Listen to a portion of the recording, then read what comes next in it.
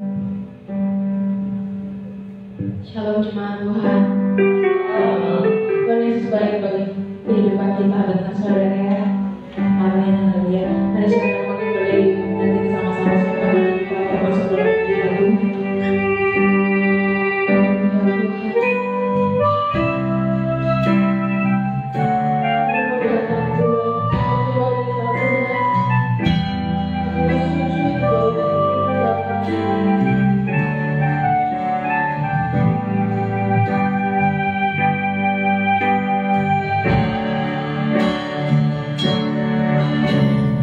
So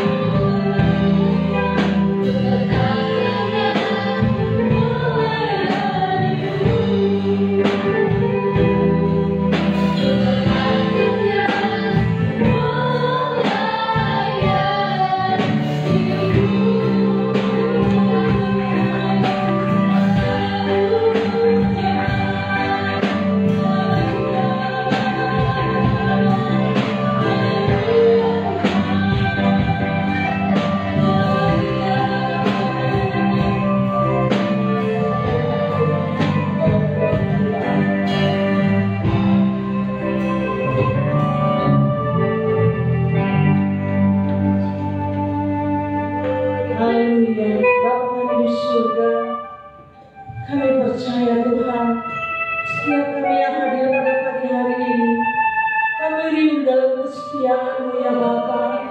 Karena itu Tuhan, ajar kami untuk lebih setia lagi. Karena kami tahu Tuhan, ada janji-Mu yang indah bagi kami setiap anak-anak-Mu. Kami akan menerima mahkota kehidupan kelak ya Bapa. Kalau kami tetap setia mengiring kepada-Mu Tuhan. Kami bersyukur pada pagi hari yang indah ini Tuhan. Di hari Pentakosta-Mu Tuhan, biar kami rapat kuasa Roh Kudus melingkupi kehidupan kami sebagai anak-anak-Mu ya Bapa. Inilah yang menjadi kerinduan kami Tuhan. Setiap langkah-langkah kami dipimpin oleh Roh Kudus-Mu ya Bapa, sehingga kami boleh layak menghampiri tahta-Mu yang kudus pada pagi hari ini. Terima kasih banyak Tuhan, Kau urapi pada hamba-hamba-Mu sebentar melayani pekerjaan-Mu pada pagi hari ini. Kami percaya dan janji-Mu yang indah yang kami boleh nikmati ya Bapa. Terpujilah nama-Mu Tuhan. Kami serahkan ibadah kami dari awal, pertengahan hingga akhirnya dengan urapan kuasa Roh Kudus-Mu di dalam nama Tuhan Yesus menjadi Allah dan Juru Selamat kami. Haleluya. Amin. Saya persilakan duduk, saudara-saudara. Siapa yang bersuka cita di tempat ini boleh angkat tangan. Amin. Haleluya. Siapa yang sehat di tempat ini boleh lambaikan tangannya. Amin. Sehat benar ya saudara, sehat semua ya. Siap untuk berdiri dan bersuka cita memuji Tuhan. Amin. Ayo, saya udah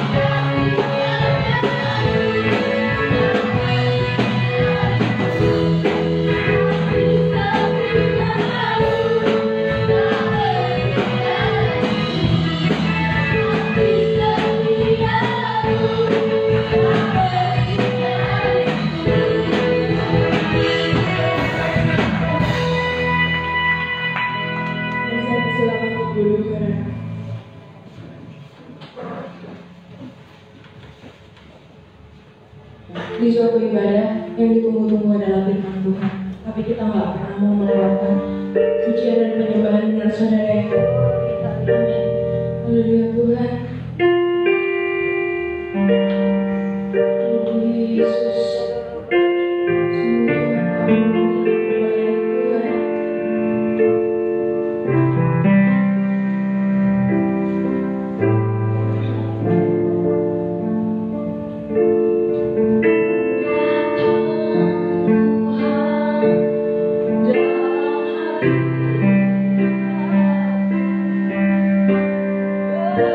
Yeah.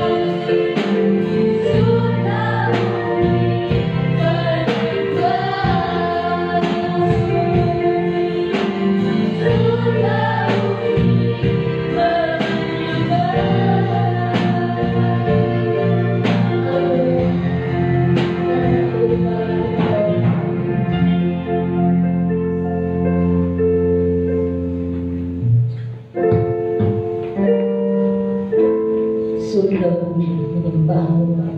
Karena karyamu yang luar biasa atas kehidupan kami manusia. Karena hal-hal yang tak terjangkau itulah yang kau kerjakan bagi kami. Engkau yang selalu buat kami terpukau dengan cara-Mu Tuhan. Kami percaya Engkau tidak berhenti dalam karya-karya-Mu di dalam kehidupan kami. Ada hal-hal yang lebih besar lagi yang Kau akan kerjakan kepada kami ya Bapa. Oleh sebab itu, kebenaran-Mu akan dinyatakan pada saat ini untuk lebih membuka pola pikir kami, untuk kami siap menerima apa yang Kau rancangkan, hal-hal yang besar di dalam hidup kami ya Tuhan. Karena rancangan-rancangan-Mu adalah rancangan yang penuh dengan damai sejahtera, sukacita surgawi. Haleluya, yang mendatangkan kebaikan bagi kami. Terima kasih Tuhan. Kami mau mendengarkan kebenaran firman-Mu. Biarlah kami semua ya Tuhan, baik yang ada di tempat ini maupun di rumah masing-masing yang mengikuti ibadah ini ya Bapa, kami mendapatkan berkat sepenuhnya di dalam kebenaran firman-Mu. Urapan-Mu Tuhan atas hamba-Mu, dan pengungkapan firman-Mu Tuhan, dan marifat-Mu nyata atas hamba-Mu. Kami percaya Engkau telah taruhkan perkataan-perkataan-Mu atas hamba-Mu, dan Engkau jauh lebih mengetahui setiap kebutuhan kami umat-Mu. Terima kasih Tuhan. Semua yang akan menghalangi untuk kami menerima berkat firman-Mu, kami menolak, kami hancurkan semuanya di dalam nama Tuhan Yesus Kristus, darah Yesus yang berkuasa. Terima kasih Tuhan. Kami terima kebenaran firman-Mu hanya di dalam nama Tuhan Yesus Kristus. Haleluya. Amin.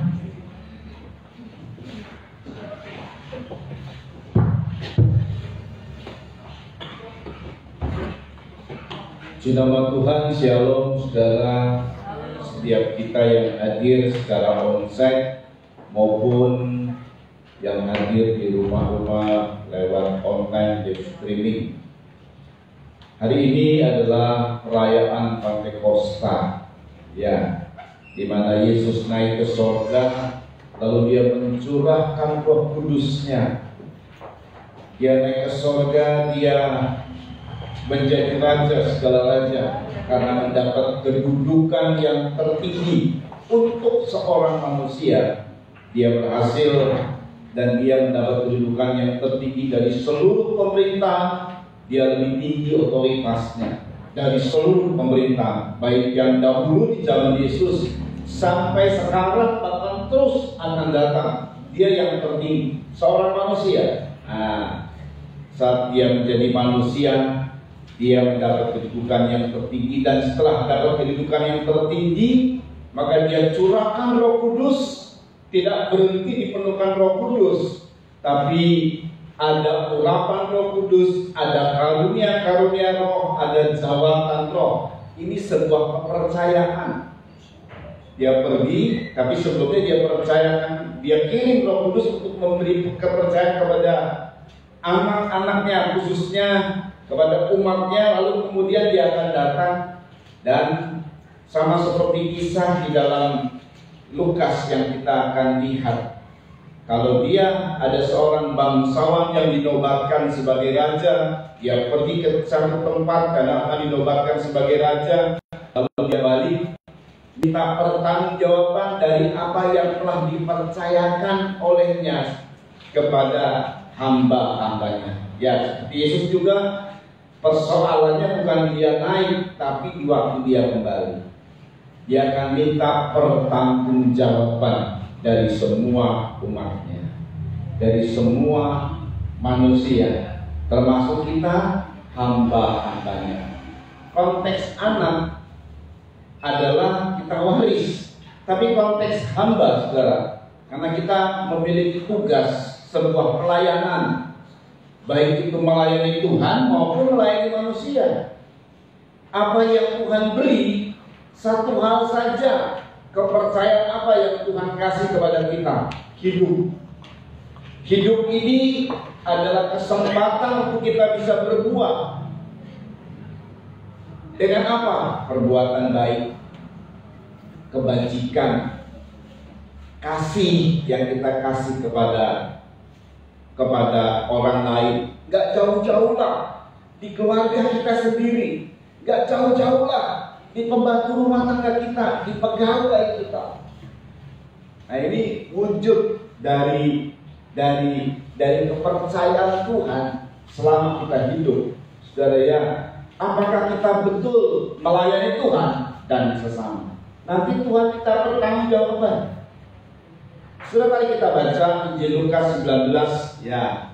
Kita lihat ayat 11 sampai 27 bersama dengan semuanya ikut live streaming. Kita akan baca bersama-sama ayat-ayat ini. Lukas 19 ayat 11 sampai 27. Saya baca ayat 11, ayat 12 dan seterusnya. Untuk mereka yang mendengarkan dia di situ, Yesus melanjutkan perkataannya dengan suatu perumpamaan, sebab ia sudah dekat Yerusalem dan mereka menyangka bahwa kerajaan Allah akan segera kelihatan. Saudara, maka ia berkata, ada seorang bangsawan berangkat ke sebuah negeri yang jauh untuk dinobatkan raja di situ. Dan setelah itu ia memanggil 10 orang hambanya dan memberikan 10 mina kepada mereka. Katanya, pakailah ini untuk berdagang sampai aku datang kembali. Akan tetapi orang-orang sebangsanya menyusul dia, lalu mengirimkan utusan menyusul dia untuk mengatakan, kami tidak mau orang ini menjadi raja atas kami. Dan terjadilah ketika ia kembali setelah ia dinobatkan menjadi raja, ia menyuruh memanggil hamba-hambanya yang telah diberinya uang itu untuk mengetahui berapa hasil dagang mereka masing-masing. Orang yang pertama datang berkata, Katanya kepada orang itu, baik sekali perbuatanmu itu, hai hamba yang baik. Engkau telah setia dalam perkara kecil, karena itu terimalah kekuasaan atas 10 kota.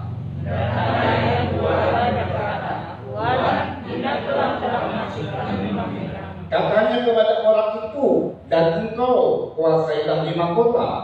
Dan hamba yang kedua datang berkata, Tuhan, inilah Tuhan, aku telah menyimpannya dalam satu tangan. Sebab aku takut akan Tuhan, karena Tuhan adalah manusia yang keras. Tuhan mengambil apa yang tidak pernah Tuhan taruh, dan Tuhan menuai apa yang tidak Tuhan tabur. Katanya kepada orang itu, hai hamba yang jahat, aku akan menghakimi engkau menurut perkataanmu sendiri. Engkau sudah tahu bahwa aku adalah orang yang keras, yang mengambil apa yang tidak pernah aku taruh, dan menuai apa yang tidak aku tabur. Jika demikian, mengapa uangku itu tidak kau berikan kepada orang yang menjalankan uang? Maka sekembaliku aku dapat mengambilnya serta dengan bunganya. Lalu katanya kepada orang-orang yang berdiri di situ, ambillah yang satu itu daripadanya, dan berikanlah kepada orang yang mempunyai 10 mina. Kata mereka kepadanya, Tuhan, ia sudah mempunyai 10 mina. Jawabnya, aku berkata kepadamu, setiap orang yang mempunyai kepadanya yang diberi, tetapi siapa yang tidak mempunyai, daripadanya akan mengambil juga apa yang ada padanya. Akan tetapi semua seterusku ini yang tidak suka aku menjadi rajanya, bawalah mereka kemari dan bunuhlah mereka di depan mataku. Nah, saudara, ini merupakan satu perumpamaan. Perumpamaannya sederhana. Semua kita akan setuju dengan perumpamaan ini, di mana orang dipercayakan uang. Mina itu adalah uang, nanti kita lihat seberapa nilainya. Orang dipercayakan uang, orang dipercayakan, orang-orang yang dipercaya dikasih modal. Bank memberi modal dengan jaminan mungkin rumah dan lain sebagainya, sekian ratus juta, sekian puluh juta, bahkan ada mungkin miliar, saudara ya, bagi usaha-usaha besar. Bank memberikan modal. Ada juga beberapa orang yang meminjamkan modal. Nah, saudara ya, ini bank, baik itu bank secara personal, perseorangan, maupun bank yang koperasi memberikan modal. Wajar dong Kalau modal itu dikembangkan lalu kemudian dituntut dari peminjam yang meminjamkan itu, saudara, dituntut untuk bayar. Nanti bayar bunganya, bayar apanya begitu, saudara ya. Itu adalah sesuatu yang lumrah, betul, saudara? Kalau dia jatuh tempo tidak bisa bayar, dia nggak peduli bagaimana usaha kita, mau macet, mau enggak kek. Yang namanya sudah meminjam, mesti bayar. Jadi ini sesuatu yang lumrah sebetulnya. Orang bisa ya aku setuju. Dia dipercaya, dikasih modal, dia mesti bayar dong. Beda dengan kalau misalnya ada orang yang sakit, oh saya tergerak hati untuk berkorban, itu nggak perlu bayar, karena dia berkorban. Ada beberapa kalau kita lihat ada misalnya gempa bumi, bencana alam, lalu di televisi pasti biasanya di mana gitu ya, di layarnya akan di amal ya, undi amalkah sebutannya, dana amalkah. Nah itu kalau kita kasih, kita nggak perlu nuntut lagi untuk balik. Tapi kalau modal, kalau dikasih modal, maka pasti akan dituntut balik, saudara, untuk pembayar. Akan dituntut pertanggungjawaban. Salah satu yang Tuhan kasih sama kita adalah hidup. Apalagi saudara, ketebusan. Darah Yesus itu darah yang mahal. Lebih mahal dari darah manapun, lebih mahal dari apapun juga. Bahkan seorang diselamatkan, sekalipun seisi dunia dikumpulkan untuk menebus nyawanya tidak bisa. Tapi oleh darah Kristus kita diselamatkan. Darahnya mahal sekali. Nah saudara, ini kita dikasih penebusan. Kita dikasih kepercayaan untuk hidup. Berulang kali saya pernah berkata, kalau ada ucapan ulang tahun, saya akan selalu mengucap begini: terima kasih buat kepercayaan dari Tuhan setahun diberikan oleh Tuhan. Kadang-kadang orang bilang panjang umur, sebetulnya bukan panjang umur, malah pendek umur, betul ya? Ya, kalau kita akui begitu. Istri saya nanti Agustus usianya berapa? 48. Kan semakin pendek. Ya, semakin kita datang ke ulang tahun, semakin pendek umur kita. Itu secara lumrah begitu, secara logika begitu, saudara. Makanya itu salah satu yang konotasinya kurang enak didengar. Tapi kalau begini, saudara, ya ungkapannya terima kasih buat kepercayaan dari Tuhan. Dipercaya lagi sama Tuhan. Amin, saudara. Jadi kita dipercaya lagi sama Tuhan untuk kita bisa hidup di dunia ini, untuk kita bisa berbuah bagi banyak orang, untuk kita bisa berbuah bagi Tuhan. Itu kepercayaan, itu modal. Nah, saudara ya, kesehatan yang Tuhan kasih di tengah-tengah pandemi ini, itu modal. Saudara ya. Makanya Tuhan akan meminta pertanggungjawaban apa yang kita buat di dunia ini. Ada lagi orang berkata, kalau saya sehat, itu adalah kekayaan yang luar biasa. Betul ya? Jantung saya sehat, ginjal saya sehat. Ginjal kalau dicangkok berapa ratus juta. Jantung cangkokan berapa ratus juta. Nggak usah dicangkok, di ring saja. Itu operasinya sekian ratus juta, puluhan atau ratusan juta. Kalau saya sehat, ini kekayaan yang Tuhan kasih, modal yang Tuhan kasih. Nah, saudara perhatikan, dalam Injil Lukas ada 10 hamba dikasih sama bangsawan ini yang nanti dia akan pergi ke negeri yang jauh. Nah, ini perumpamaan tentang dirinya Yesus Kristus yang menyebutkan itu adalah pribadinya. Dia akan datang ke negeri yang jauh, betul-betul jauh di surga. Dan di situ dia didombakan dari raja segala raja bahkan. Saudara ya, perhatikan baik-baik. Tetapi sebelumnya, ini perumpamaan ini dia memberikan kepercayaan satu bina kepada 10 orang. Jadi 10 bina kepada 10 hambanya. Masing-masing mendapat satu mina. Kita lihat sebentar mengenai satu mina ini. Ya, perhatikan dalam perjanjian lama beratnya 300 shikal. Dan disebut juga adalah 1 pon. Jadi 1 mina sama dengan 1 pon. Lalu dalam perjanjian baru, berat dan jumlah uangnya sama dengan 100 drachme. 100 drachme. 1 talenta adalah 100 pon. 1 pon sama dengan 10/1/3 os. Tapi yang paling penting adalah 1 pon, 1 mina sama dengan 1 pon. 1 pon itu adalah 100 drachme. Drachma adalah mata uang yang digunakan di Yunani dalam beberapa periode sejarahnya. Uang kuno Yunani yang banyak beredar di berbagai kota negara kuno Yunani dan negara-negara penggantinya serta di banyak kerajaan di Asia Barat Daya pada masa Hellenistik. Maka mata uang ini dipakai sekitar 10 abad dari zaman Yunani kuno sampai periode klasik, periode Hellenistik sampai periode Romawi di bawah Greek. Drama dalam dunia Persia dan Arab disebut dirham, hanya yang kita perlu ketahui. Saya ulang, 1 pon sama dengan 100 drama. Drama itu adalah dirham, jadi kita ganti saja 100 dirham.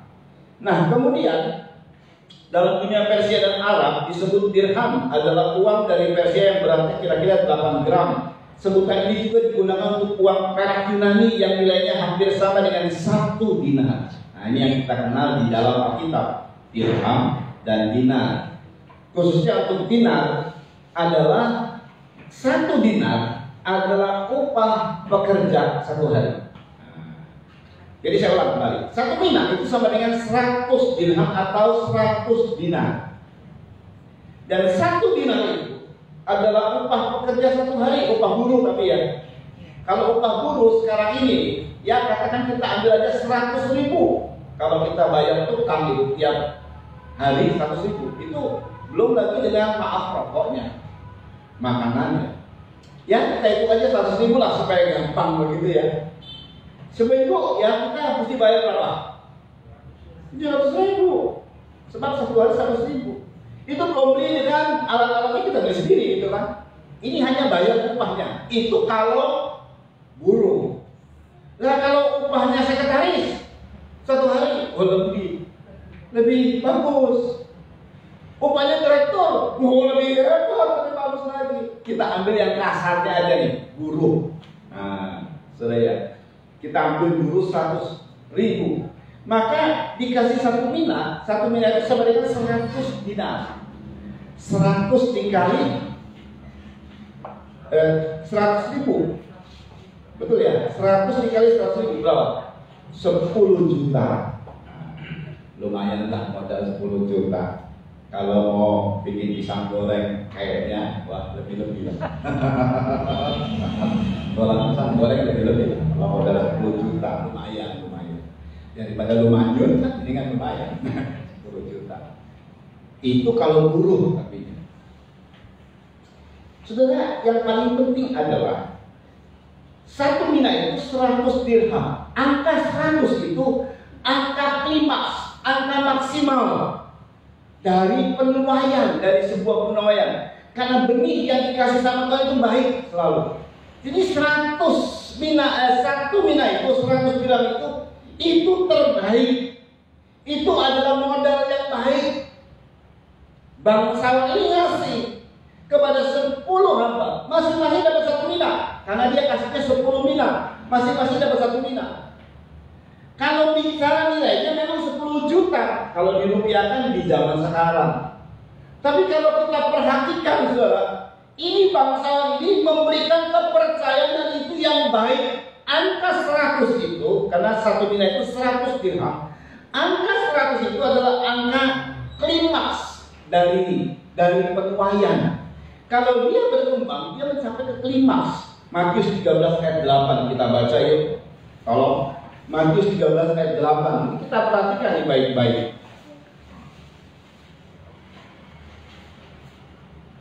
Dan sebagian jatuh di tanah yang baik. Sebagian jatuh di tanah yang baik. Asal tanahnya baik, apa yang terjadi? Lalu berbuah. Ada yang 100 kali lipat. 100 kali lipat.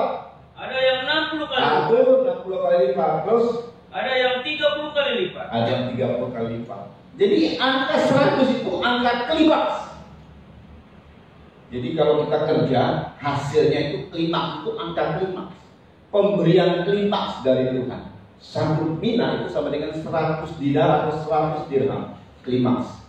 Kalau presiden waktu pas dilantik, maka biasanya akan dibuat bagaimana saudara?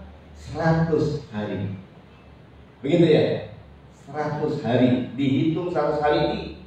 Bagaimanakah sikapnya di 100 hari? Nanti dinilai. Saudara ya, saya tidak tahu kalau di luar negeri, tapi kalau di Indonesia begitu. Selalu disebutnya 100 hari. Itu yang awal 100 hari. Jadi saudara perhatikan baik-baik, apa yang dikasih sama Tuhan itu sebenarnya terbaik.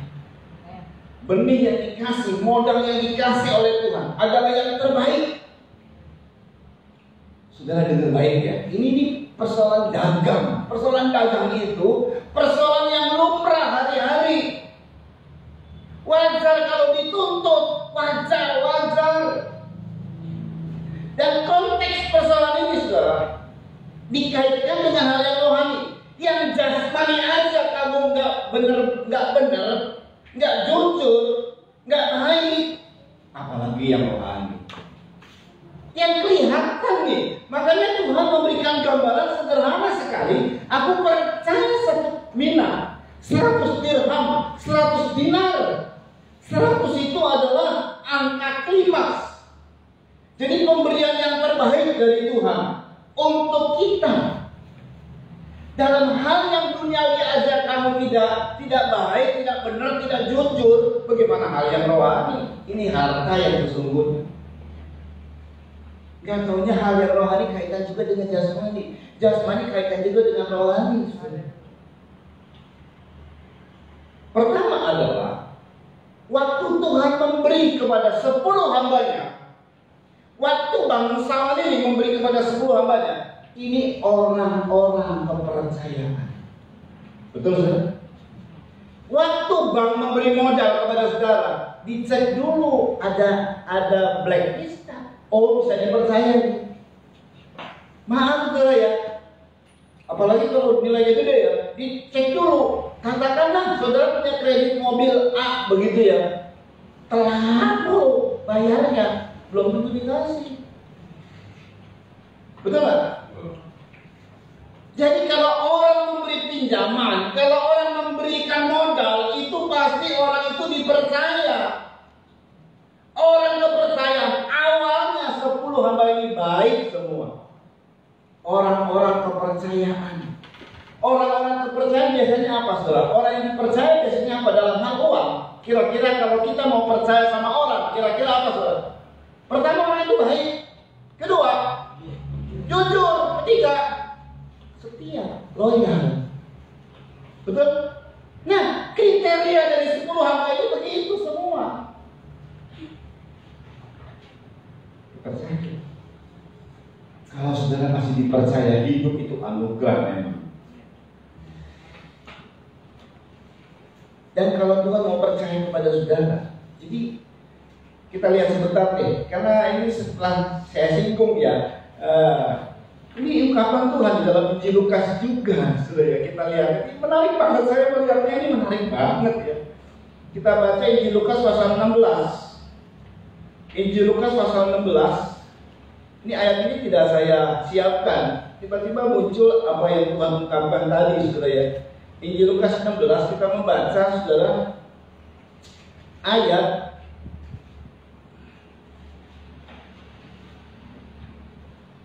sebentar, saudara ya. Bukan Injil Lukas 16 berarti. Oh iya, Injil Lukas 16 betul. Ayat, tolong dibaca ayat 10 dan ayat 10 sampai dengan 12. Yuk. Injil Lukas 16 ayat 10 sampai 12. Diperhatikan. Barang siapa setia dalam perkara-perkara kecil, ia setia juga dalam perkara-perkara besar. Nah, 10 hamba ini, kemudian hamba yang pertama bilang gini, Tuhan, mina Tuhan yang 1, aku telah kembangkan menjadi 10 mina. Tuhan bilang, kamu ini hamba yang baik, kau telah setia dalam perkara kecil, dikasih modalnya kecil, berkembang menjadi 10 mina. Lalu hasilnya apa? Kuasailah 10 kota. Wow, dari cuma 10 mina bisa menguasai 10 kota. Itu hebat banget. Itu kelimpahan, itu pelipat gandaan yang hebatnya luar biasa. Yang juga sama, Tuhan, mina Tuhan yang satu ini aku kembangkan jadi 5 mina, kuasai 5 kota.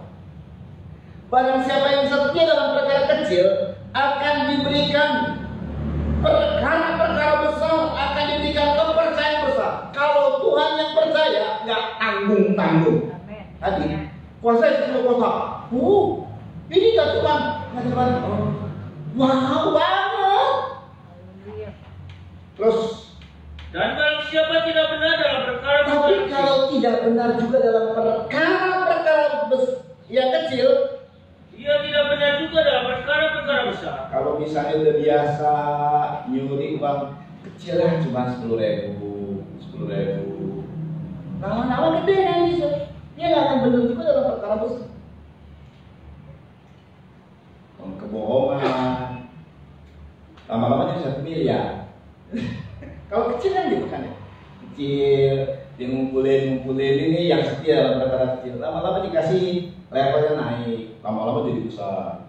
Sama juga dalam hal tidak benar, dia curi 10.000, lama-lama naik 10.000, 100.000 nggak ada yang tahu, gede ngapain? 1 juta, kita nggak ada yang tahu. Iya nanti.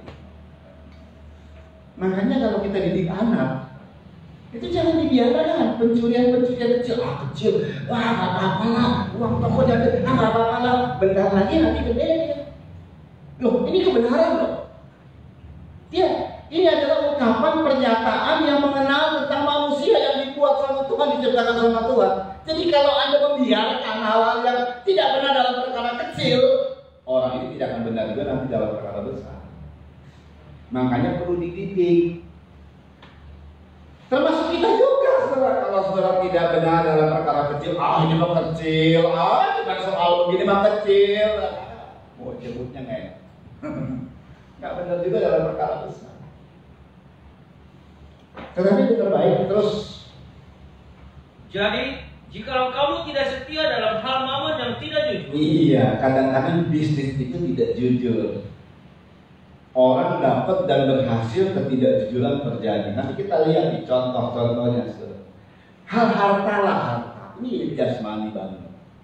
Bagaimana engkau dalam hal harta yang tidak jujur, kau tidak setia, bagaimana bisa dipercaya dengan hal yang besar? Yuk dibaca. Siapakah yang akan mempercayakan kepadamu harta yang sesungguhnya? Iya, terus. Dan jikalau kamu tidak setia dalam harta orang lain, Iya. siapakah yang akan menyerahkan hartamu sendiri kepadamu? Iya. Karena kan dipinjam modal nih dari Tuhan. Ini bukan miliknya dia. Dikasih modal masing-masing 1 ini. Nggak dilakukan dengan baik. Dijor-jor. Modal loh. Kalau kita tidak jujur dengan mamon, yang tidak jujur, kita nggak jujur, nggak setia dalam hal mamon yang tidak jujur, bagaimana dia akan dipercayakan harta yang sesungguhnya? Makanya ya, antara uang, antara jasmani dengan rohani itu ada kaitan erat. Kalau di jasmani dia tidak jujur misalnya, di rohani juga sama, karakternya itu. Rohani itu nanti adalah harta yang sesungguhnya. Bayangin ya, orang bisa berubah dari jahat sampai jadi baik. Siapa yang bisa membuat begitu? Duit bisa membuat orang yang jadi jahat jadi baik. Cuman sementara kalaupun berubah. Itu cuma kekuatan firman sebagai harta. Jadi firman ini adalah harta. Bagaimana Tuhan mempercayakan kepadamu? Kalau dalam hal-hal yang kecil, ya Tuhan bilang, hal ini mah hal kecil atau dagang, biarpun dagang sampai gede sedemikian kecil. Yang paling besar itu adalah ketebusan dari darah Kristus.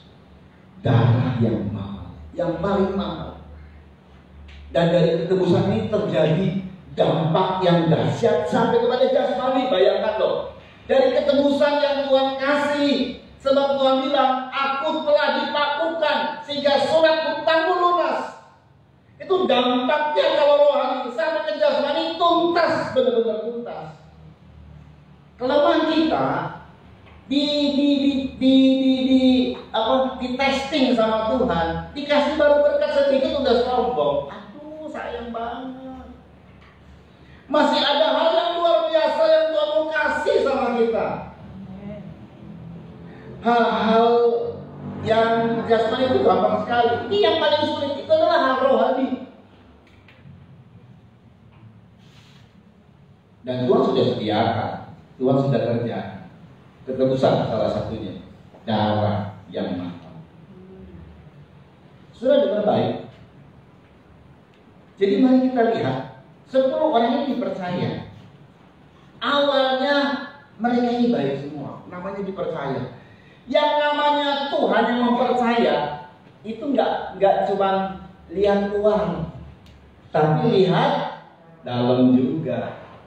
Jadi tahu persis rekor. Tahu persis lah, pribadi 10 orang ini tahu persis Tuhan, luar dalam baik, luar dalam setia, dipercaya. 10 mina, masing-masing dapat 1 mina. Tetapi setelah Tuhan itu balik, setelah dinobatkan jadi raja, dia balik. Ada 3 orang yang dipanggil dan menghadap untuk mempertanggungjawabkan. Yang dikasih berapa? Kemana yang muncul? 3 orang ini tidak disebut mana dia yang duluan dikasih, mana pendeknya cuma 3 orang yang datang. Karena waktu Tuhan panggil untuk mempertanggungjawabkan, yang datang cuma 3 orang. Dari 3 orang ini pun cuma 2 orang yang mengembangkan. Yang 1 orang itu sama dengan yang 7 orang juga sih. Cuma yang 7 orang lebih parah, tidak mau datang. Boleh dikatakan pengecut, iya kan? Kalau yang 1, ya biarpun dia ngomongnya jahat segala ya, tapi dia datang. Dia mau bertanggungjawabkan.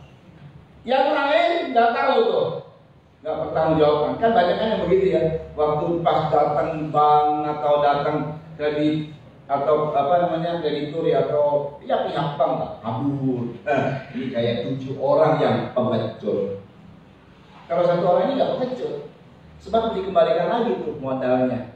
Yang 7 orang kan udah diambil sama dia, dibawa kabur. Itu namanya ada masalah. Namanya pengecut. Dan semua, baik 7 dari 8 orang, itu akan senasib dengan teman-teman sebangsanya yang tidak suka sama orang ini. Orang ini siapa? Bangsawan ini siapa? Yesus. Banyak orang yang menjadi musuh Tuhan. Betul ya? Pertama dari apa ini? Bangsanya tidak menyukai. Siapa bangsa atau rekan saudara-saudara Yesus? Siapa itu? Bangsa Israel. Israel membunuh Yesus. Makanya Israel cuma 144.000 yang diselamatkan. Itu kebenaran. Israel bangsa ya, Tuhan saya. Tuhan kasih. Tapi sayang bangsa ini tidak menyukai Yesus. Waktu dia naik ke surga, Yesusnya ke surga, dinobatkan sebagai raja segala raja. Dan sampai detik ini Israel tidak percaya Yesus Kristus sebagai juru selamat dunia. Apa yang ini? Setelah perhatikan baik-baik. Jadi awalnya 10 hamba ini adalah orang yang baik, orang yang setia, orang yang jujur, karena dipercaya. Tetapi kenapa mereka ini yang awalnya baik jadi tidak baik? Contoh adalah 1 orang hamba yang ketiga yang ngomong begini, kita ulang kembali. Hamba yang ketiga ngomongnya begini. Kita ulang kembali ya. Ini menarik saudara, menarik banget. Saya waktu pas merenung-renungkan, Tuhan singkapkan. Oh iya juga ya. Oh iya juga ya. Kita baca ayat 20 dalam Injil Lukas 19 tadi. Yuk. Ini kata orang yang ketiga. Termasuk juga dengan 7 orang, sama nih sependapat mereka. Termasuk dengan orang-orang sebangsanya yang menjadi sekutu dengan raja yang dinobatkan ini. Ngomongnya sama sebenarnya. Yuk. Dan hamba yang ketiga datang dan berkata, Tuhan, inilah mina Tuhan. Tuhan, inilah mina Tuhan, dengan nada sinis. Ya. Aku telah menyimpannya dalam sapu tangan. Aku telah menyimpannya dalam sapu tangan. Sapu tangan itu untuk apa saudara? Ngelap keringat. Jadi orang ini kerja sih, tapi buat dirinya, buat keringat dirinya, bukan buat tuannya. Terus, Sebab aku takut akan Tuhan. sebab aku takut akan Tuhan. Karena Tuhan adalah manusia yang keras. Kok punya pandangan kayak gini ya? Aneh ya. Terus Tuhan mengambil apa yang tidak pernah Tuhan tahu Tuhan mengambil apa yang tidak pernah Tuhan tahu dan Tuhan menuai apa yang tidak Tuhan tahu. ya namanya Tuhan. Ini hambanya loh. Dia Tuhan. Tapi sampai berani ngomong begitu. Awalnya orang ini bagaimana? Hamba ketiga ini awalnya bagaimana saudara? Baik. Dipercaya. Baik, setia, jujur. Gadonya orang bisa rusak. Ada orang yang baik, belum tentu ke depannya dia terus baik. Serius ya. Itu bisa rusak karena dipengaruhi. Nah, kan Tuhan ini pergi. Si hamba yang ketiga ini bersama dengan teman-teman sebangsa Tuhan ini kan, di negeri itu juga kan. Bagaimana sikap daripada teman-teman sebangsanya? Tidak menyukai bangsawan ini jadi raja. Ini teman-teman sebangsanya pengaruh besar. Mereka ini bersekutu, bermusuh dengan bangsawan itu. Jadi katanya hamba yang ketiga ini yang tadinya baik, yang waktu dia kerja sama Tuhannya baik banget. Tapi tak kala Tuhannya nggak ada di tempat, mulai ada pengaruh luar yang lain yang membuat menghasut dia. Akhirnya dia punya pikiran yang jahat. Orang ini percaya sama Tuhan. Kalau dipercaya, saya bilang dia ini baik, dia jujur, dia setia. Tapi kemudian tuannya datang, berubah karakternya. Uang bisa berubah karakter loh. Tadinya baik, betul-betul baik loh. Tapi bisa berubah. Termasuk 7 orang, itu lebih bercundang. Pengecut, kamu datang. Ini masih penting nggak datang, dikembaliin. Yang mana nggak dikembaliin? Modal diambil dibawa kabur. Karena pengaruh lingkungan. Katanya hidup kita bisa jadi jahat, pandangan kita bisa jadi sentimen terhadap orang yang sebenarnya orang itu nggak menyakiti kita. Udah terbukti, tapi kita jadi sentimen sama orang itu. Karena apa? Pengaruh omongan. Kita lihat ya. Kita lihat, ini dia pengaruh omongan. Kita baca yuk dalam Lukas tadi, perhatikan baik-baik. Perhatikan baik-baik. Ayat 14, ayat 14. Lukas 19 ayat 14, ya. Akan tetapi orang-orang sebangsanya membenci dia. Orang-orang sebangsanya membenci dia. Terus Lalu mengirimkan utusan menyusul dia untuk mengatakan, ya, kami tidak mau orang ini menjadi raja atas kami. nah itu sebabnya menghasut hamba-hamba itu. 2 hamba tidak terhasut. Tapi hamba yang ketiga terhasut.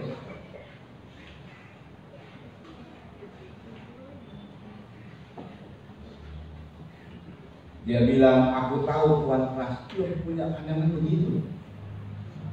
Tuhan menaruh apa yang Tuhan tidak, apa disebutnya, dan Tuhan menabur apa yang Tuhan menuai dari apa yang Tuhan tidak tabur. Namanya bos. Ya udah tabur dari dulu, namanya bos.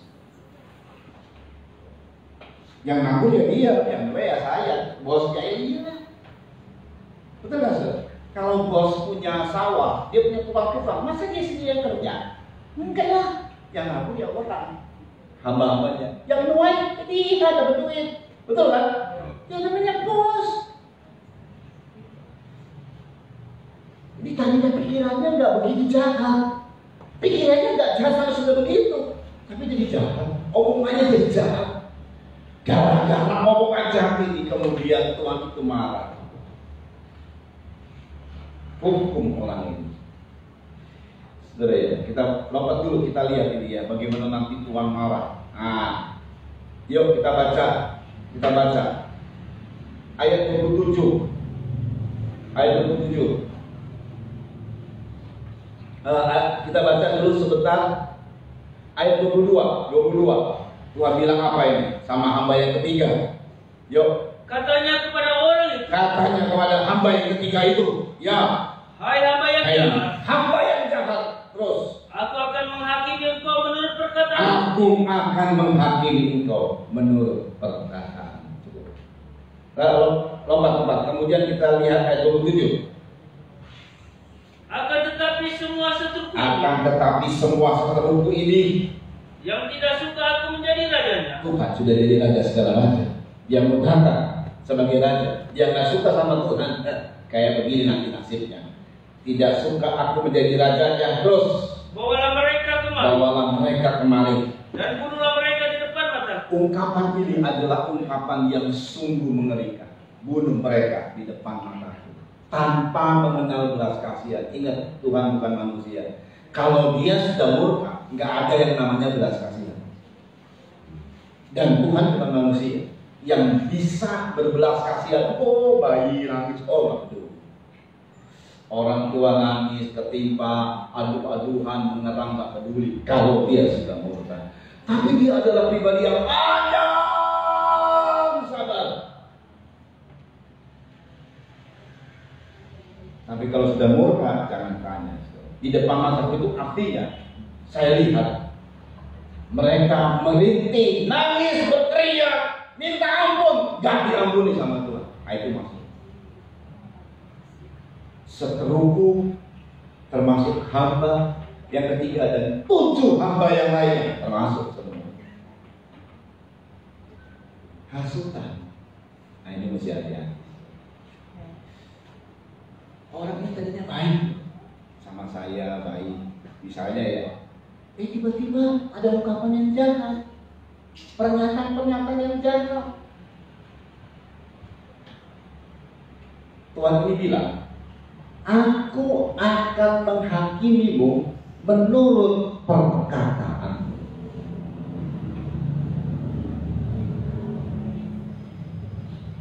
Kalau perbuatan sudah jelas. Misalnya membunuh, dia membunuh, kok jadi hakimi. Ini baru perkataan, belum. Misalnya saja ada satu kasus terjadi, pencurian lah, gampang lah ya. Tapi ada orang ngomong gini, itu orang punya duit, gua mau curi deh, sempet ngomong. Tapi dia nggak mencuri. Karena dia sempat ngomong, ada orang dengar terjadi pencurian, maka dia termasuk orang yang bukan apa namanya, sebelum naik apa? Terduga. Hah? Sebelum tersangka apa dulu? Iya, maksudnya terduga, maksudnya diduga mungkin dia pencuri. Tapi setelah dicari saksi segala macam nggak terbukti. Bukan dia yang mencuri, orang lain yang mengambil mencuri. Kalau hukum dunia bagaimana, saudara? Ya itu yang mencuri. Tapi di hukum Tuhan enggak. Ini juga termasuk kan? Yang hanya berkata saja. Makanya hati-hati dengan perkataan kita. Matius 12 Kita lihat, nanti kita akan lihat, ini menarik banget saya lihat. Hebat ya ungkapan Tuhan ya. Kita baca yuk. Matius 12 ayat 36 sampai 37. Matius 12 ayat 36 sampai 37. Yuk. Tetapi aku berkata kepadamu, Aku berkata kepadamu, setiap kata sia-sia yang diucapkan orang harus dipertanggungjawabkan. setiap kata sia-sia yang diucapkan orang harus dipertanggungjawabkan. Terus Pada hari penghakiman. pada hari penghakiman. Terus Karena menurut ucapanmu engkau akan dibenarkan, menurut ucapanmu engkau akan dibenarkan, dan menurut ucapanmu pula engkau akan dihukum. menurut ucapanmu engkau akan dihukum. Ini sudah menjadi sebuah sistem. Waktu Tuhan ucapkan ini adalah, kalau saudara lihat ya, Alkitab ini adalah ucapan, beberapa ucapan langsung dari Tuhan. Kalau sudah diucapkan, menjadi sebuah sistem.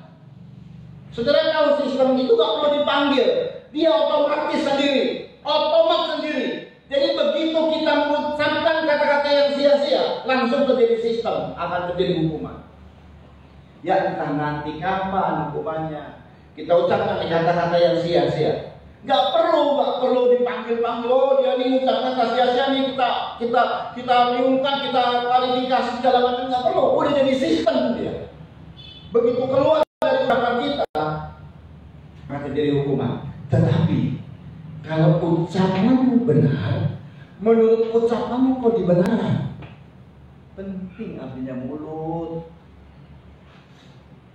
Dalam keadaan susah saudara, susah, betul-betul susah, problem masalah hidup, tapi ucapanmu berkata, aku pasti diberkati, aku pasti berhasil, dibenarkan. Mungkin sehari dua hari nggak bereaksi dia, tapi sistem sedang berjalan, sistem sedang memproses. Tuhan nggak perlu datang karena sudah menjadi sistem Tuhan. Apa yang kita katakan terjadi.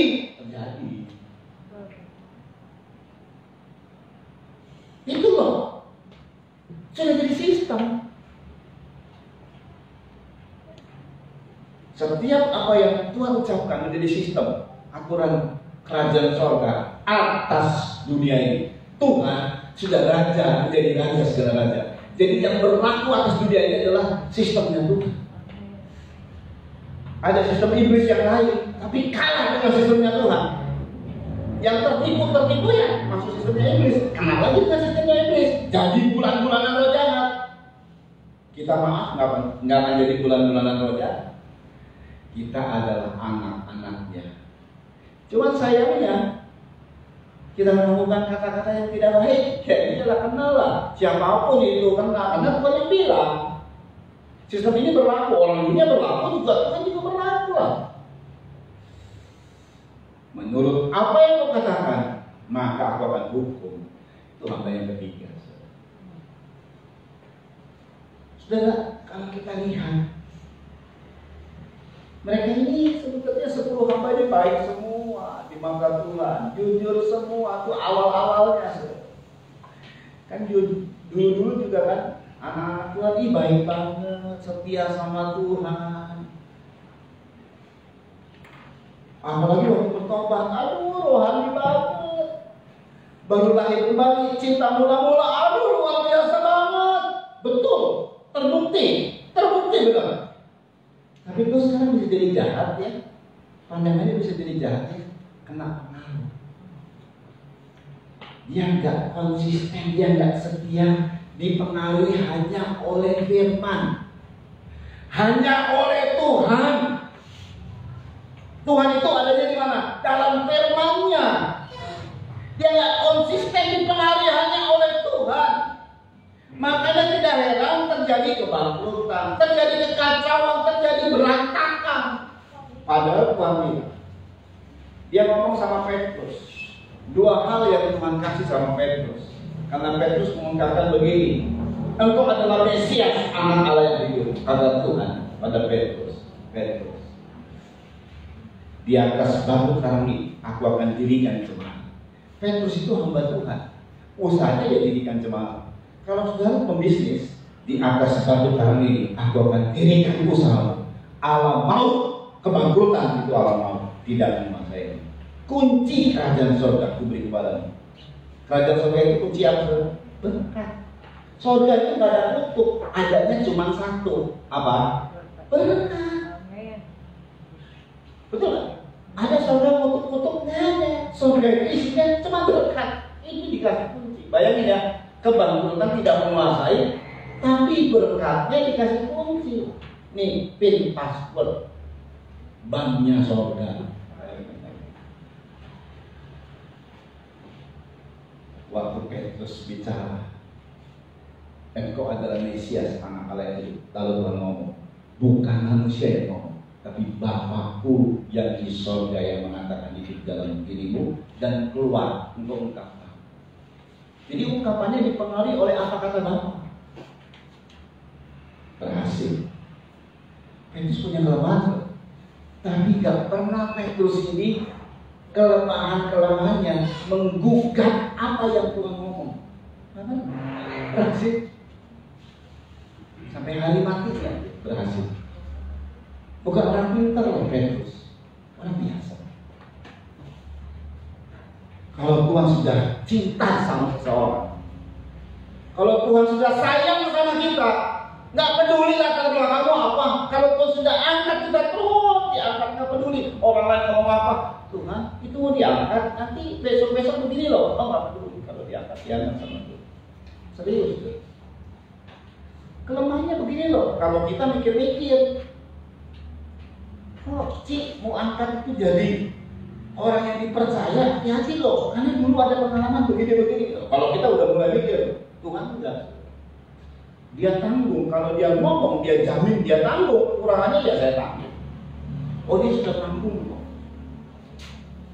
Saudara baik, belajar kita dipengaruhi oleh apa kata Tuhan. Apa kata firman, jangan apa kata orang. Banyak sekali hati kita menjadi rusak gara-gara apa kata orang. Hati ini keluarnya kemana? Ke mulut. Gara-gara apa kata orang. Dihasut, omongan orang, dihasut. Tuhan bilang, seteruku ini dan semua orang-orang yang tidak menyukai aku menjadi raja, aku akan habiskan. Tuhan itu punya seteru, Tuhan itu punya musuh, dan ini mempengaruhi selalu. Siapa yang dipengaruhi oleh dia? Sama musuh-musuhnya Tuhan? Anak-anak. Siapa musuh Tuhan? Satu, iblis. Iblis mah nggak level lah Tuhan. Betul ya? Iblis mah nggak level. Serius nggak level. Cuman yang bahaya adalah dua, dunia.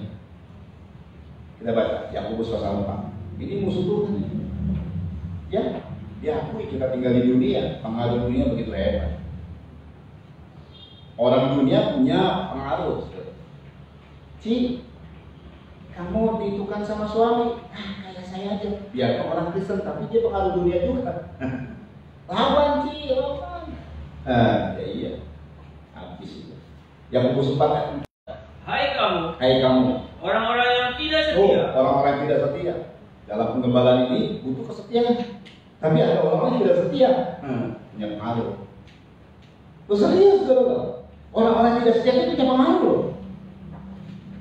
Hai orang-orang yang tidak setia. Terus, tidakkah kamu tahu bahwa persahabatan dengan dunia adalah permusuhan dengan Allah? Iya, dunia itu isinya tidak setia memang. Di mana-mana selingkuh kan dunia. Orang yang tidak setia. Dan itu adalah pengaruh dunia. Dan dunia itu musuh dengan Allah. Terus, jadi barang siapa hendak menjadi sahabat dunia, kalau mau menjadi sahabat dunia berarti dia menjadikan dirinya musuh Allah. Iya. Kalau iblis maaf ya nggak selevel sama kita, nggak akan mempengaruhi kita. Cuman bahayanya ini dunia. Mulai dia mempengaruhi sehingga kita tidak setia. Mulai mempengaruhi nanti kalau kita baca dari awal iri hati, bertengkar, hawa nafsu. Itu dunia. Jadi kalau saudara mengalami, saya kok iri hati sama orang itu ya, kerjanya keras karena iri hati, kena pengaruh dunia. Nggak ada yang ngomongin, tapi iri hati. Saudara tidak diomongin, tapi saudara lihat. Karena kan semua di dalam diri kita juga ada keduniawian. Daging ini kan ya sama dengan dunia. Hawa nafsu, iri hati muncul dalam diri kita. Dunia itu hanya memancing saja, memberi perangsang saja. Kalau kita kuasai diri, lain lagi. Satu, iblis nggak level. Maaf, jadi iblis kita singkirin. Amin, saudara? Setuju? Iblis nah. Tapi memang dunia ini memang ada bahaya. Dan yang paling bahaya, mamon. Musuh Tuhan itu mamon. Tandingan Tuhan itu mamon. Duit. Dengar baik ya, Tuhan percayakan juga duit. Sudah dipercaya, cuma berhasil. Saudara, dari 1 bina, 10 bina, menurut saya gampang dikembangkan. Betul nggak? Betul nggak? Bayangin ya, tapi berkat dari orang yang dia melakukan bagiannya sendiri, yang cuma mampunya 10 bina. Tapi Tuhan bilang kuasai 10 kota. Wow, hebat banget ini. Saya ulang ya, dari 1 bina ke 10 bina itu mah gampang aja. Tapi setelah 10 bina itu adalah bagian kita lah. Bisa lah 10 bina mah bisa lah, kita kuasai lipat gandakan sampai 10 bisa lah. Tapi berkat yang Tuhan kasih itu gak tanggung-tanggung, kuasai 10 kota. Itu bukan 100 bina itu dapatnya, bukan 1 bina, 10 kota berbina-bina. Saya 5 bina, 5 kota.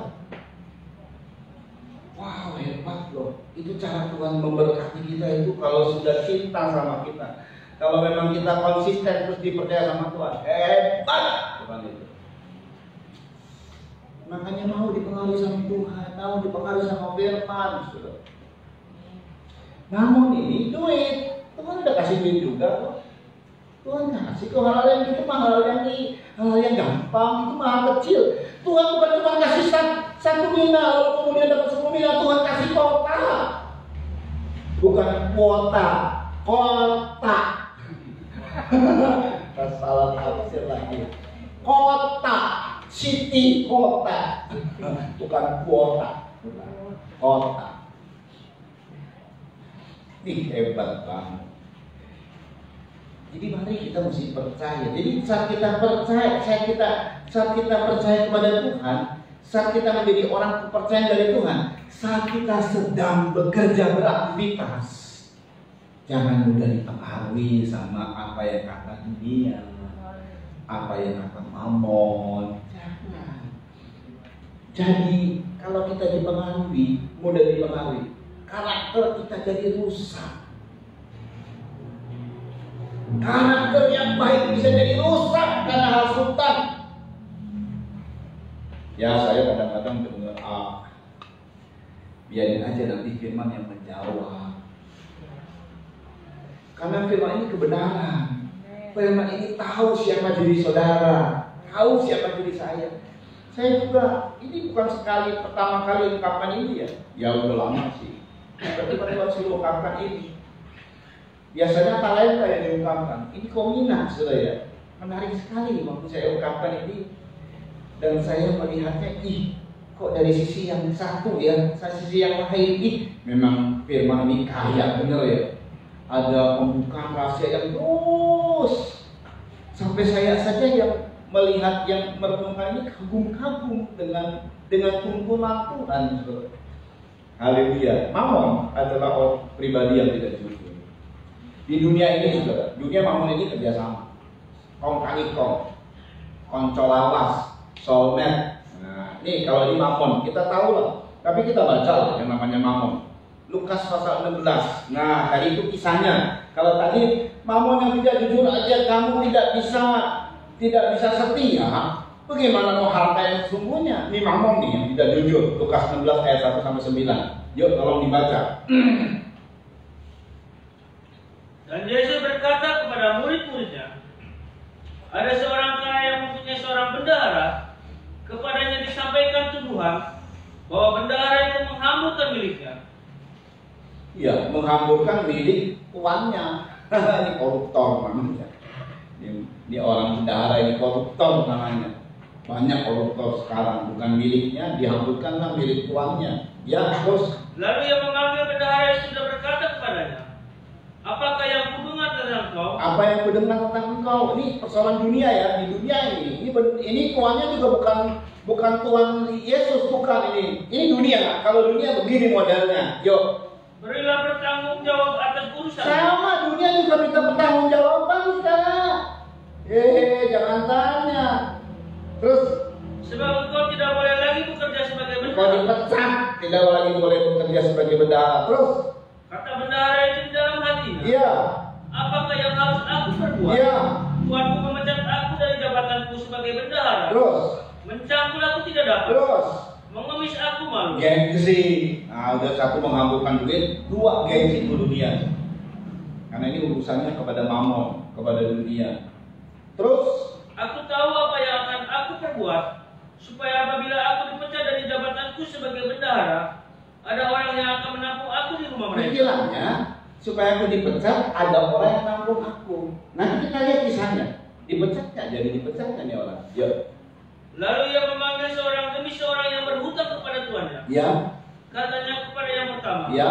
berapakah hutangmu kepada tuanku? Berapa hutangmu kepada tuanku? Terus Jawab orang itu, 100 tempayan minyak. 100 tempayan minyak. Terus Lalu katanya kepada orang itu, inilah surat hutangmu. masih jadi bendahara itu. Inilah surat hutang. Tapi ini permainan. Belum ada persetujuan sama tuannya. Terus Duduklah dan buat surat hutang lain. duduk dan buat surat hutang lain. Terus Sekarang juga 50 tempayan. 50 tempayan. Ini surat hutang 100 ya. Aku tambahin 50. Gak ada persetujuan. Ini trik. Nah, namanya trik. Pinternya orang. Tuannya bagaimana? Diuntungkan saudara. Orang ini tadinya minjem 100, sekarang 150. Untung tuannya. Ada bunganya tuh.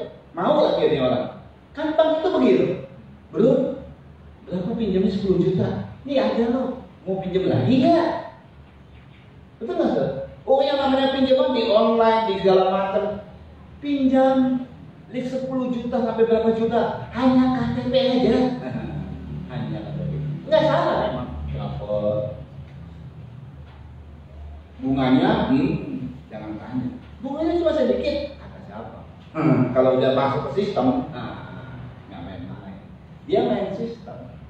Yang namanya sistem itu namanya mamon tadi. Mamon itu sistem. Kalau udah dapet, kejerat. Kalau sudah kejerat, itu mainnya di backupnya itu main apa gerak dan main strobot, main tilang, bukan tilang, sitak segala macam. Itu bang punya power. Ini mau apa?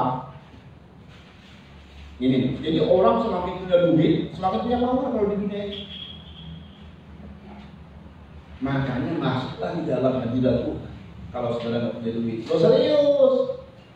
Kalau saudara nggak punya duit di luar hadirat Tuhan, di luar anugerah Tuhan, dicaplok sama mereka, dijerat sama mereka.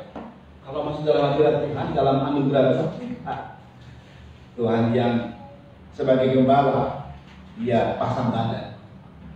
Gembala yang baik menyerahkan nyawanya bagi domba-domba. Hati-hati. Terus, Kemudian dia berkata kepada yang kedua, ya. dan berapakah Berapa hutangmu? hutangmu? Jawab orang itu, Iya. 100 pikul gandum. 100 pikul gandum. Terus, Katanya kepada orang itu, inilah surat hutangmu. Buatlah surat hutang lain, 80 pikul. karena nggak jujur nih orang. Terus, Lalu Tuhan itu memuji bendahara yang tidak jujur itu. tidak klarifikasi sama tuannya bikin surat hutang, malah dipuji sama tuannya. Dipecat ya? Nggak jadi. Itu kalau dunia nyari orang-orang yang licik. Maaf ya, nggak kepake sama tuan orang licik. Sudah boleh licik di dunia dan bisa diberkati di dunia, so silakan. Tapi maaf, kerajaan sorga tidak memakai orang-orang licik kayak begini. Terus, Karena ia telah bertindak dengan cerdik. Sebab anak-anak dunia ini lebih cerdik terhadap sesamanya daripada anak-anak terang. ya cukup saja. Kalau orang dunia begitu, tidak jujur, diminta pertanggungjawaban, dia berkelit, dia bermain lagi. Ih, hebat. Permainan licik namanya. Orang licik dipakai sama Tuhan. Sama dunia, sorry. Sama Tuhan tidak. Waktu Tuhan percaya orang ini jujur, orang ini baik dan setia. Tapi karena pemalu dunia, jadi licik. Pikirannya jadi jahat sama Tuhan yang mempercayai. Dunia yang membuat kita sengsara, malah kita bersahabat dengan dunia. Tuhan yang menebus kita, Tuhan yang memberikan seluruh hidupnya buat kita, dimusuhin sama kita. Aneh kan?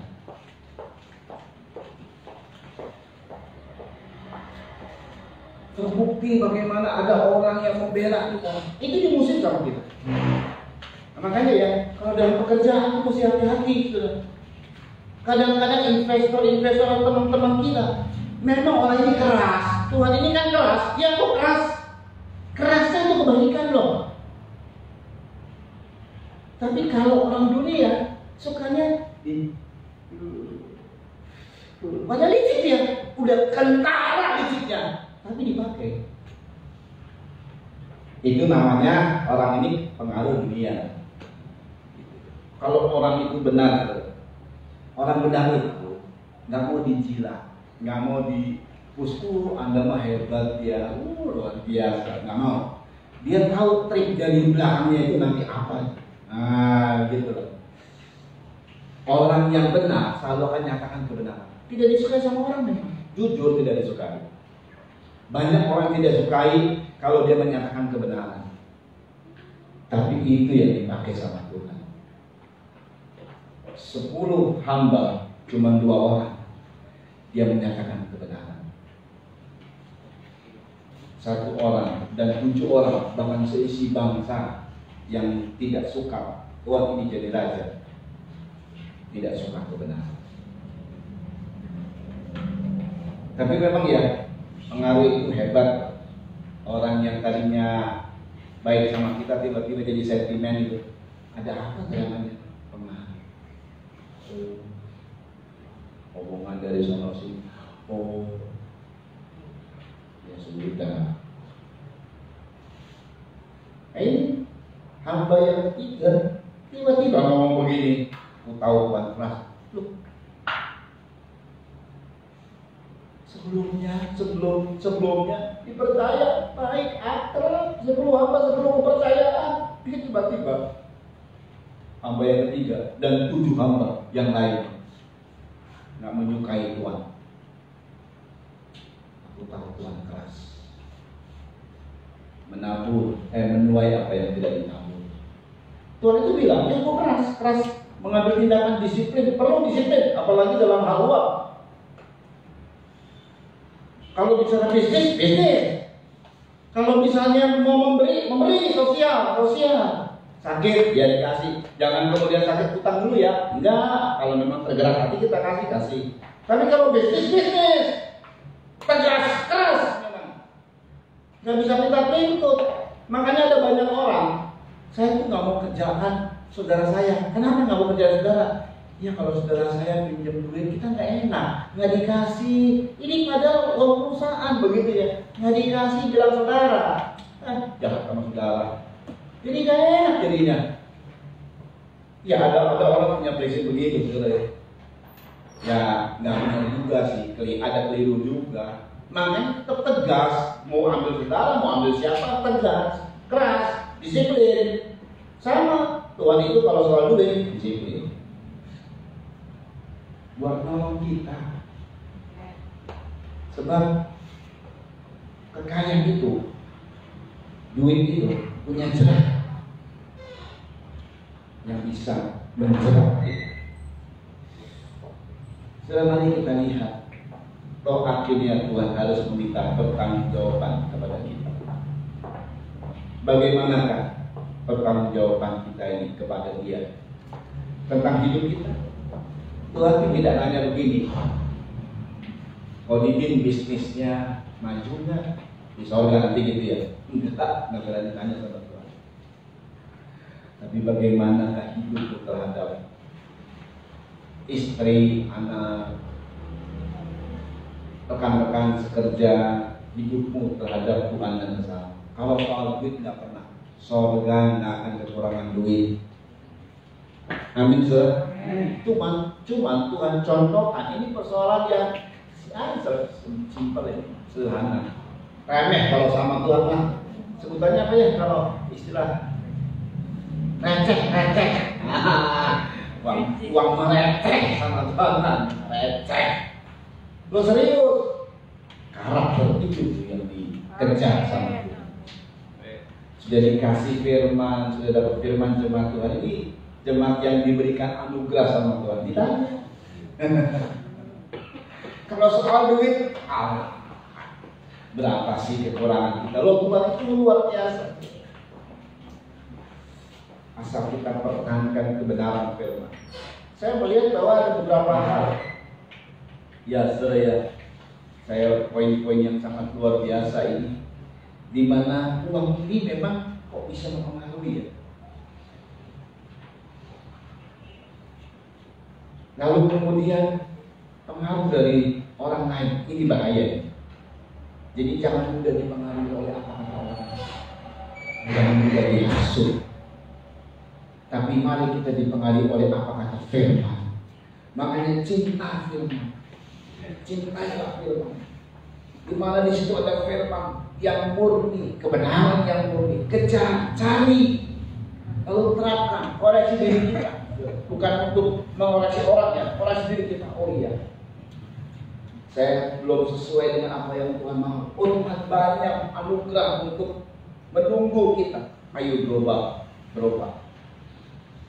Modal yang pernah Tuhan kasih sama kita adalah, oke, dulu kita jahat, oke, dulu kita tidak baik. Ini ayat terakhir, Yeskiel. Ini yang dikasih sama Tuhan. Sebab semuanya ini bersumber dari hati. Saudara, keberhasilanmu itu bukan dari pikiranmu, tapi dari hatimu. Segala hal adalah dari hatimu. Dan Tuhan kasih memang, sudah mengasihi. Setelah kita mengalami hal yang dahsyat dari Tuhan ini, saudara ya. Yeskiel pasal 36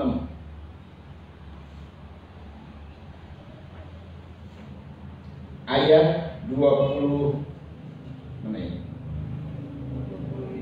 25. Yeskiel pasal 36 ayat 25 sampai 26. Terus ya Mas, sampai beberapa ayat. Yuk. Aku akan mencurahkan kepadamu air jernih. Aku akan mencurahkan kepadamu air jernih di hari Pentekosta, hari pencurahan Roh Kudus. Aku akan mencurahkan air jernih kepadamu. Terus yang akan mentahirkan kamu. Dulu jujur kita ini orang rusak. Jujur kita ini orang penyembah berhala. Jujur hati kita sudah rusak. Dengan cemburu, dengan tidak dihargai oleh orang, kehilangan figur, kebencian ada, sakit hati, dan sebanyak yang rusak hati. Hati ini nggak utuh. Jadi kalau melihat orang juga nggak utuh, karena hati kita nggak utuh. Tapi kita telah dikasih modal besar oleh Tuhan. Aku telah mencurahkan roh kepada air jernih, terus yang mentahirkan kamu, terus dari segala kenajisan, dari segala kenajisanmu, terus dan dari semua berhala-berhalamu, terus aku akan mentahirkan kamu. Perhatikan, kamu akan kuberikan hati yang baru. dengar baik, Tuhan kasih kita bukan hati yang ditambal-tambal. Oh ini rusak di sini, dipecah, hatinya pecah, itu diambil kepingan hatinya ditaruh di lem, kasih pembalut. Enggak. Tuhan ubah hati kita jadi hati yang baru. Itu modal besar. Sehingga kita punya pandangan kepada Tuhan jernih, pandangan kepada manusia jernih, pandangan kepada hal semua hal jernih. Wih, luar biasa. Tidak heran ya pada saat kita cinta sama Tuhan, wih luar biasa. Apa yang kita lakukan berhasil, banyak berhasil. Terus dan roh yang baru di dalam batin. Dan roh yang baru dalam batinmu. Terus. Dan aku akan menjauhkan dari tubuhmu hati yang keras. Ya. Dan kuberikan kepadamu hati yang taat. Iya, hati yang taat, hati yang keras dijauhkan. Terus. Rohku akan kuberikan diam di dalam batinmu. Ya, Dan aku akan membuat kamu hidup menurut segala ketetapanku, dan tetap berpegang pada peraturan-peraturanku dan melakukannya. iya. Terus masih ada lagi terus. Dan kamu akan diam di dalam negeri yang kuberikan kepada nenek moyangmu, dan kamu akan menjadi umatku, dan aku akan menjadi Allahmu. Cukup saja. Bentar. Jangan.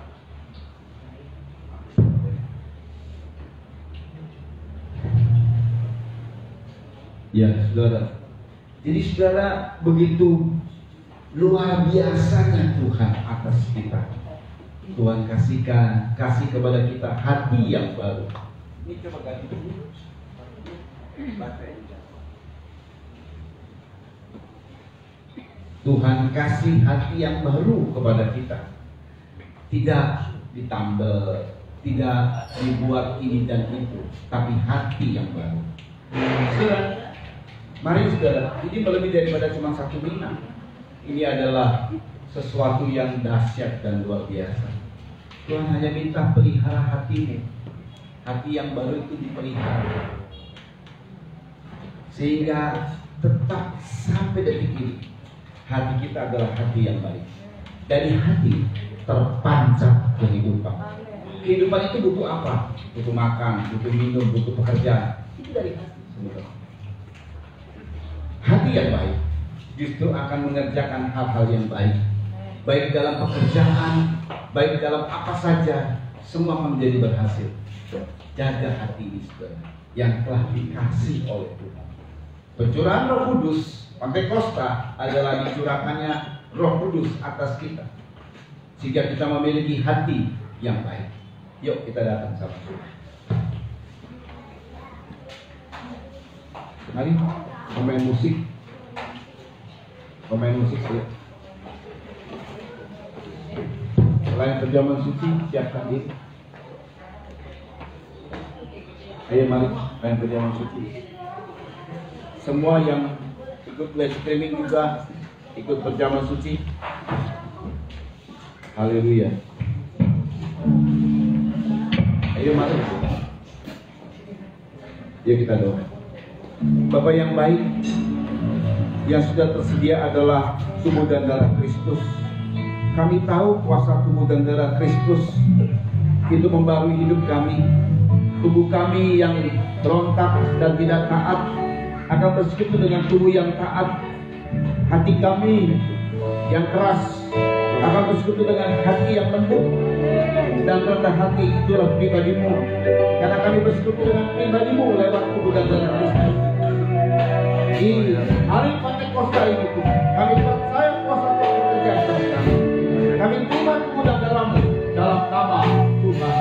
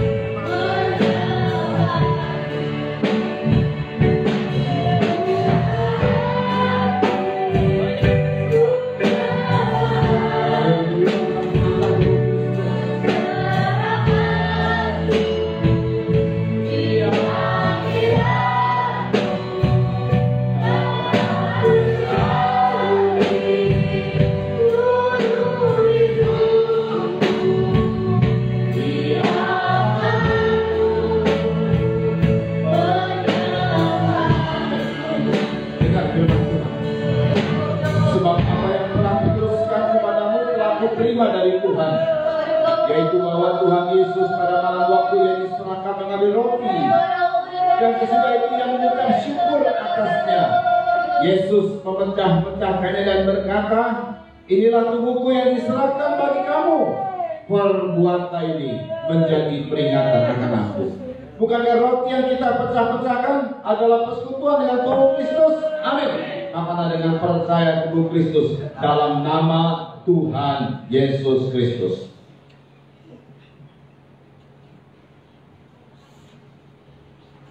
Angkat minuman yang berisi darah Kristus.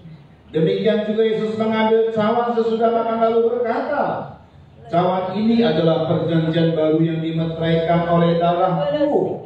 Perbuatlah ini setiap kali kamu meminumnya menjadi peringatan akan aku. Sebab setiap kali kamu makan roti ini dan minum cawan ini, kamu memberitakan kematian Tuhan sampai Dia datang. Bukankah cawan pengucapan syukur yang atasnya kita ucapkan syukur adalah persekutuan dengan darah Kristus? Amin. Minumlah dengan percaya darah Kristus dalam nama Tuhan Yesus Kristus. Haleluya, mari kita menyembah Tuhan. Haleluya, haleluya, haleluya, haleluya. Haleluya, hidup ini Tuhan yang Kau beri kepada kami ada seperti Nina. Haleluya. Kesempatan yang Kau beri kepada kami adalah seperti Nina. Bahkan lebih daripada itu, darah-Mu adalah yang mahal yang menebus kami. Roh-Mu yang Kau berikan kepada kami yang membaharui hati kami, Tuhan, lebih daripada sekedar Nina.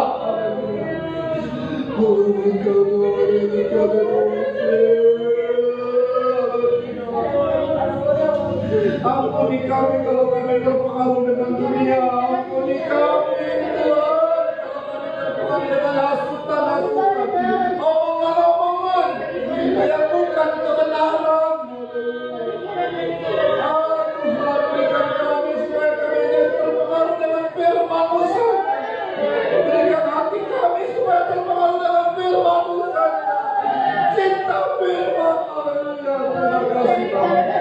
Haleluya, berkati semua jemaat juga yang ikut live streaming Tuhan. Bahkan video yang akan diunggah ke YouTube juga. Mereka yang melihat di kemudian hari diberkati dalam nama Yesus Kristus. Kuasa Tuhan bekerja atas setiap anak-anak-Mu yang cinta firman Tuhan. Haleluya. Dan saatnya Engkau akan membuktikan kuasa firman yang dahsyat.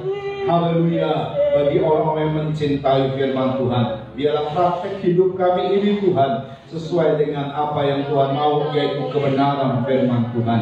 Berkati keluarga di sini yang kebanyakan pastori, berkati keluarga yang tempat dengan tempat ibadah ini Tuhan. Diberkati semua keluarga-keluarga juga yang hadir di onsite bersama juga yang ikut live streaming di mana saja mereka berada. Diberkati dalam pekerjaan usaha, mata pencarian, kehidupan, rumah hubungan, rumah tangga, semuanya diberkati, tercurah berkat atas semua anak-anak yang beri perpuluhan dan korban-korban juga diberkati bagi kemuliaan Tuhan Yesus Kristus. Terima kasih Bapa yang baik, dan Tuhan Kau berkati haleluya pemerintah kami, baik dari Kecamatan Pegadaian, Kabupaten Subang, Provinsi Jawa Barat, Indonesia, karena ayah yang kami cintai dengan Bapak Presiden Wakil Presiden Pak Jokowi dan Pak Maruf Amin, para menteri yang ada, haleluya, bersama dengan anggota MPR DPR di tingkat pusat dan tingkat daerah, semuanya Tuhan Yesus bisa bekerja sama dengan baik, para kepala daerah dari tingkat pusat sampai tingkat daerah, supaya semuanya bisa melaksanakan apa yang diperintahkan Presiden dengan baik, jujur, hormat kepada Tuhan. Haleluya, itulah pimpinan-pimpinan kami Tuhan, diberkati dengan hal demikian. Demikian pula Tuhan Yesus, tolong untuk garda depan kami di medis, Kau jaga lindungi Tuhan, khususnya mereka yang sungguh-sungguh bekerja keras bagi masyarakat. Haleluya, demikian vaksinasi yang ada yang dilaksanakan pemerintah supaya sukses dan berhasil di Indonesia ini. KPK, TNI, Polri, mereka yang bergerak di bidang BIN, intelijen, serta di bidang hukum, supaya mereka bisa membongkar kasus-kasus besar Tuhan, terorisme, koruptor, dan orang-orang yang berniat jahat atas negara ini, Tuhan tolong supaya terbongkar dan dihukum seadil-adilnya. Tapi kalau luput dari hukum dunia oleh karena adanya kelicikan dan lain sebagainya, mari sorga bertindaklah, hukum sorga bertindaklah atas Indonesia, agar nama Tuhan ditakuti di Indonesia, dimuliakan di Indonesia ini. Terpujilah nama Yesus Kristus. Demikian pula Tuhan, semua jemaat Tuhan juga diberkati. Haleluya. Dan Tuhan juga koordinasi ministry dengan semua ministry di bawahnya juga diberkati. Nama Tuhan dipermuliakan. GSPD, seluruh GSPD diberkati, PKSK juga diberkati Tuhan di Subang ini. Terima kasih kalau sebentar kami kembali ke rumah masing-masing, antar sampai tiba di tempat tujuan dengan selamat, dengan tidak kekurangan sesuatu apapun. Yang di rumah-rumah, shalom dan sejahtera terus menyertai mereka. Mari kita angkat dua tangan dan terima berkat dari Tuhan. Saudara-saudara yang dikasih oleh Tuhan, terimalah anugerah, cinta kasih sayang dari Bapa yang sungguh sangat mengasihimu, kasih karunia lewat kuasa pendamaian Tuhan Kristus, serta pimpinan kekuatan kuasa Roh Kudus akan menjadi milikmu, saudara.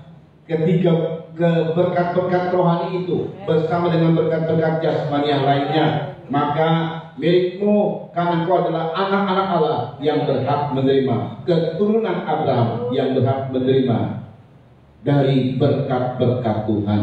Terima kasih Bapa yang baik, dan itu sebabnya kami bersyukur, berterima kasih kepada Tuhan. Kami alaskan doa ini, haleluya, di dalam nama Tuhan Yesus Kristus, mempelai pria sorga dan imam besar yang kami puja puji selalu. Kami alaskan ini, haleluya, amin. Tuhan.